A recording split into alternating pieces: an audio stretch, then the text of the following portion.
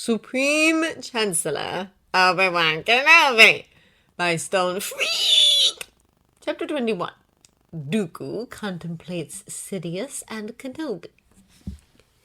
There is a part of Dooku, the part that is still the Jedi Master he once was, that is proud to see what his grand Padawan has become.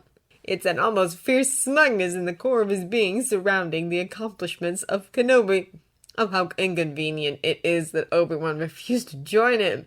They would have made an excellent team, at the very least on par with the team Kenobi once was with Qui-Gon Jinn. Alas, it seems Obi-Wan is incorruptible, thoroughly anchored in the light. Pity.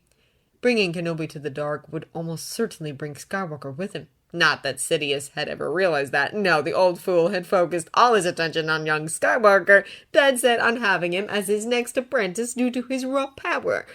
Really, raw power is great, but skill and finesse is far more important. Unless Skywalker can learn to use his overwhelming force connection effectively, he'll never amount to more than a top-tier Jedi, which one can become without a ridiculously high midichlorian count. Considering Sidious's temper and nature, well, Dooku is quite certain about how Plagueis the Wise met his end. However, Dooku is the apprentice. Unless he can defeat his master, he will only be the apprentice. He is sure he hasn't been told the full extent of his master's plan, and seeing the man's obsession with Skywalker, while Dooku has his suspicions about what his end will be if Sidious feels that he's outlived his usefulness. However, Dooku finds that enough is enough. Sidious was a useful master while his plan was still on track. They would burn out the corruption from the Senate, punish the Jedi for their complacency, and bring true peace to the galaxy. It's still what Dooku intends to do, but Sidious is no longer useful. He lost to Kenobi in more ways than one. The worst thing, Dooku thinks, is that the man never even saw it coming. Too arrogantly assured of his power, he failed to see the threat Kenobi truly is.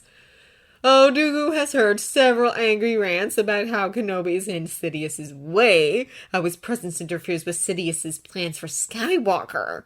But Sidious has never, ever considered Kenobi a real threat beyond that. Only ever an inconvenient insect. No, Dooku is well aware that Kenobi is a much stronger opponent than that. Sidious has set up 2 failed assassination attempts already. Truly, the man must be absolutely livid. For sure, getting rid of Kenobi is important. But not important enough that Dooku would stick his neck out for his former master. He's already left Sidious behind, chosen the Sith way of betrayal. Sidious will just have to salvage his mess on his own. Dooku has his own worries. For example, making sure no more star systems decide to rejoin the Republic. He's already employed several bounty hunters to ensure he gets copies of every single mission Kenobi has ever taken, both with Jinn and with Skywalker. If he goes over those, he will know what star systems he will need to keep his eye on. Knowledge is power.